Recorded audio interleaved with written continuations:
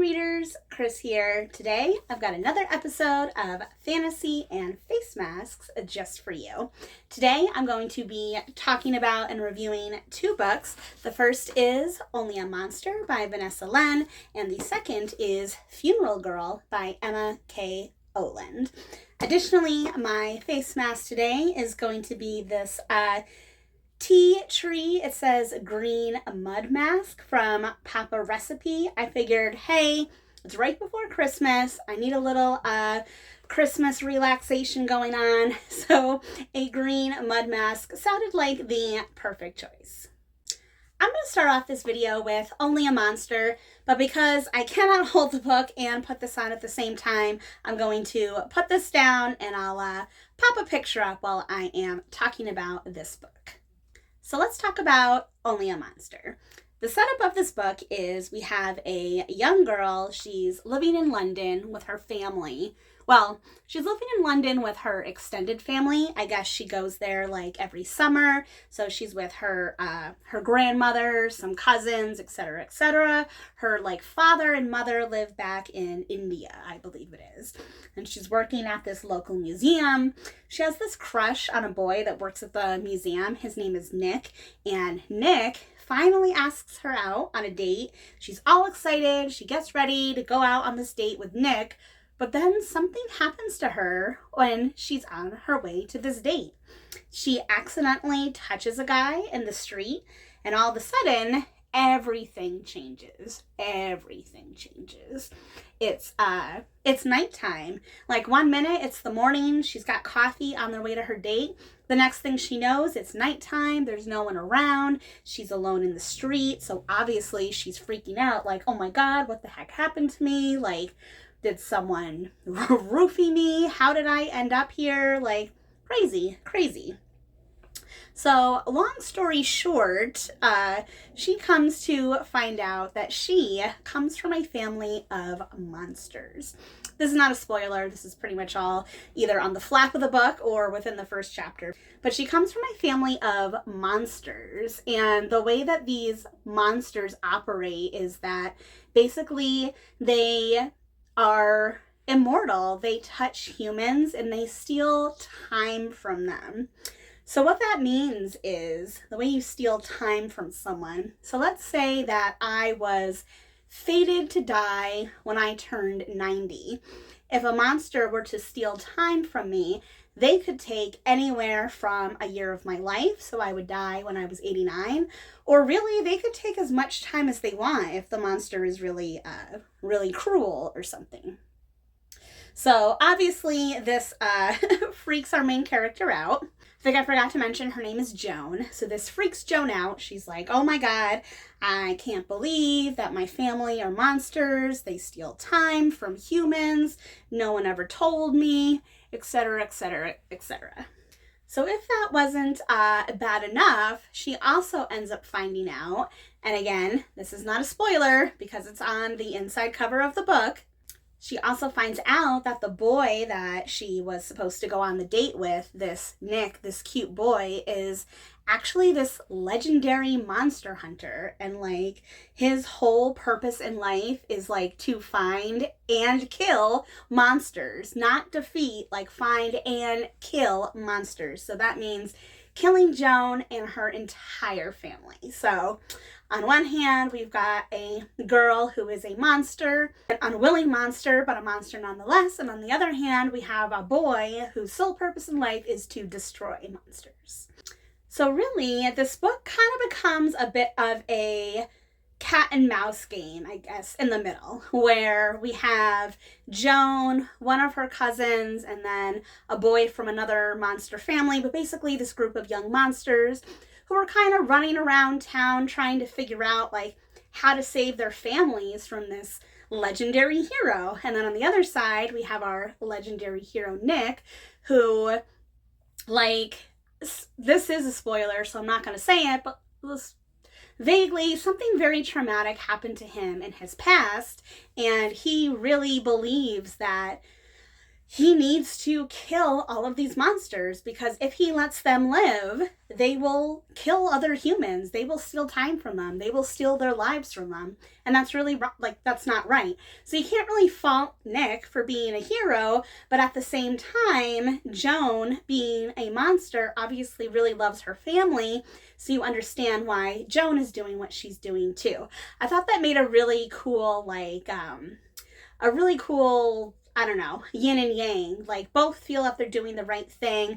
As a reader, I felt they were both doing the right thing. So it was kind of hard to figure out whose side I'm on. Am I on Joan's because she's the main character, but she's also a monster who can potentially steal time from people? But Nick, he's the hero. He defeats the monster, but is it really right that he goes around just like killing everyone willy-nilly? I don't know. The other thing in this book is that there's a lot of time travel. And sometimes time travel can be really difficult because people can approach time travel in different ways. You either have like the theory that if you go back in time and change anything and messes everything up in the future, or you have the like you can go back in time and do anything you want and it's not going to change anything because it's already happened. So you kind of have these two schools of thoughts. This book follows the hey, if you go back in time and change anything, it doesn't matter because it's already happened. So it kind of follows that to a point. However, there's a lot of talk in the book that there is a different timeline. So there's a different timeline where things that Nick did turned out differently. So now Joan and her monster crew are like trying to figure out how to do this other timeline so that they can save their families from Nick. Some of that stuff was a little hard to digest. I tried to not think about it too much because I thought if I thought about it too much, it would probably drive me crazy and not make any sense. So that would be my advice to you. Don't think about it too much. If you're one of those people who likes to think about all the details, this might throw you off. But I was able to not think about it too much, so it didn't bother me. So at the end of the day, I found this book really enjoyable. It has some great characters. It has some great world building. And honestly, the plot went in a direction that I did not expect. The plot had an ending that I did not expect. I was actually pretty shocked at the ending. So I would say that overall, I think this book was a really great reading experience. I should have stopped and said I'm supposed to let this mask sit for 10 minutes. So I will wrap up what I was saying about Only a Monster, and then we can move on to the next book. Just to reiterate again, Only a Monster was a really fun read. It's not a perfect book by any means, but I enjoyed it. I had fun with it, and I would definitely recommend it if you are into YA fantasy. So now let's talk about Funeral Girl. I mentioned this in a previous video, but Funeral Girl was sent to me by one of my followers over on Bookstagram at Kristen's Reading Nook. I know I've said this before, but she's such a nice person, so I'll list her channel down below in case anyone wants to check her out over on Instagram. But Funeral Girl basically is about a young girl named Georgia Richter, who lives at the Richter Funeral Home. Georgia has lived at Richter her entire life. She lives there with her mother, her father, and her brother. Her family runs the funeral home, and this is a business that's been in their family for quite a long time. However, Georgia has never really felt at home at the funeral home. Georgia has like this crippling fear, this crippling anxiety about death. And I don't mean like dying, I mean like death. I mean like dying and what comes after. And I do think that this is a fear that some people have. I don't personally have a fear of dying or death, but I know some people do. So anyway, so Georgia has this fear at death, which makes living at Richter like not really a great experience from her because she's constantly surrounded by death. Now, if that wasn't bad enough, Georgia also has a secret power, and that is she has the ability to awaken the spirits of the recently deceased. So what that means is that when someone comes into the funeral home to be embalmed, cremated, whatever, if she touches the dead body, that the spirit of that person will appear. Now, the first time that this ever happened to Georgia, it happened with her grandmother. So, as you can imagine, that was a little traumatizing for her. I think that'd be traumatizing for anyone if the ghost of your dead grandmother suddenly appeared in front of you. But the setup for this book is that one of her classmates in school passes away. And it doesn't say this on the back cover, so I guess this is technically a spoiler. And that is, her classmate was hit by a drunk driver who hit him and drove off. So he passed away. No one knows really who killed him. So this young boy, his name is Milo. Milo gets brought into the funeral home, and Georgia awakens his spirit and is basically like, hey, I'll help you with whatever your final request is. So that's kind of the setup of the book. Now, when I first got this book and read the cover, which I've read this before, but I'm going to do it again, says, when her classmate Milo meets an untimely end and his body ends up at Richter, Georgia can't resist bringing his spirit back. But fulfilling Milo's final request turns out to be no simple task. To help him, Georgia will have to come closer than ever to her fears and her grief. Now, I thought that this book was going to be about Georgia and Milo trying to find out who killed him, who hit him and ran away, who killed him, who was the drunk driver. Like, I thought that's what this book was going to be about. That is not what this book is about at all. At all. Milo's final request to Georgia is basically to, like, make sure that his parents are okay. Because his parents obviously have a teenage son that just died. So how is Georgia, a 16-year-old girl, supposed to help Milo's parents be okay that they lost their son? Now, another thing I should mention, which is a small spoiler, but again, not a big one. Georgia didn't even really know Milo that well. Like, they weren't friends before this incident happened. He was just a classmate. Like, think back to high school and how many people you went to high school with. You have a small group of people who were your friends, and then everyone else is just like an acquaintance, someone you knew that sat behind you in class, but maybe you never said 2 words to. Like, that's Milo and Georgia. So it's really interesting putting these two together. And for some reason, even though she didn't know him that well, Georgia just becomes, like, obsessed with getting to know Milo's ghost. Like, honestly, it was a little weird to me, like, how obsessed she was about it.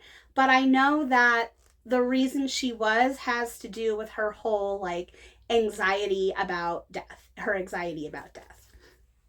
So I wish the book, because that's the direction it went, because it's about Georgia dealing with her anxiety, I wish that the book had, like, delved a little deeper into, like, mental health and anxiety issues.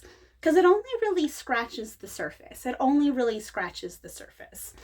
And I hate to say this, but the book makes a point to point out that Georgia is an ace character, meaning she is asexual. And then she also has a friend who is a non-binary, so they go by, they, them. But unfortunately, that has nothing to do with the story at all. Like, zero. It has nothing to do with Georgia and dealing with her anxiety about death. It has nothing to do with the funeral home, with her power. Like, it has zero to do with anything. So I don't know why it's there. Like, if there was some meaningful relationship or meaningful conversation or just something meaningful, like, that would have made sense, but there wasn't. So it kind of feels like it was just tacked on there for, I don't know why. Maybe points for diversity, maybe to pat themselves on the back. I don't know. I don't know. It felt weird to me because, like I said, it's unrelated to the entire rest of the story and has absolutely no impact. So I don't know why it was mentioned at all if you weren't going to go there in some fashion. You don't have to, like, I don't know, make a whole chapter about it, but it should have some impact on the story, and it has no impact on the story whatsoever. Speaking of having no impact on the story, another thing is the book never really explains where Georgia's power comes from. Like, why does she have this power to talk to spirits? Where does it come from? Why did it randomly start when her grandmother died? You know, like, et cetera, et cetera, et cetera. And it plays really fast and loose with, like, the rules, you know, like, how long can a spirit, you know, stay awake for? How far can a spirit go from its body? Like, there's all these different things, and it explores some of it, but like not all of it. So it definitely, because I'm such a lover of fantasy and the supernatural, like I want to know like how that works. I want to know how the magic system works, and we don't really get that here. All of that to say, this book did not exactly work for me. I had a bit of a hard time connecting with it. I do think that there is good stuff in here. I do. Even having said all that, I do. I just think that I was maybe not the target audience for the book. But again, like I mentioned in the beginning, if you are someone that struggles with anxiety, and especially if you are someone that struggles with the anxiety of death, you might have a completely different experience and a better experience reading this book. In fact, there is actually an author's note, not an acknowledgement, but a note at the end of this book that talks about how the author actually struggled with anxiety about death. And I'm not going to read the whole thing. I will just read the end because it might help you decide if this is the book for you. And it says, "When I first began the journey to publish these words, one of my early readers finished the book and told me that they needed it. I found a new kind of solace in knowing others could need Georgia's story too, because we all have that realization, because it's something we all face and we must learn to cope with in our own ways, whether it's through joking, like Georgia's father, taking a business-like approach like Georgia's mother, not letting it in like her brother, or embracing it, eventually like Georgia herself. I hope that if you, like me, have struggled to find your way to cope, Georgia has helped you. She helped me. And if not, at the very least, I hoped you were entertained. Thank you so much for reading." So again, like I said, I don't have anxiety about death, but if you do, maybe you will get something out of this book. And it's definitely been more than 10 minutes, so I'm gonna wash this off my face and wrap this video up. I do have to say that there were like some little beads in here that were a little difficult to get off my face. I think I got them all, but I do have to say that my skin feels nice and fresh. Ooh, really smooth. Yeah, it definitely feels really smooth. This brand Papa Recipe, I've used their sheet masks before, but I've never used one of their mud masks before, so I really liked it. Anywho, those are my reviews for Only a Monster and Funeral Girl. As always, if you like this video, please give it a thumbs up. It really helps me out. Also, leave me a comment. If you're not already, please subscribe to my channel for more bookish stuff coming your way soon. All right, everyone, happy reading!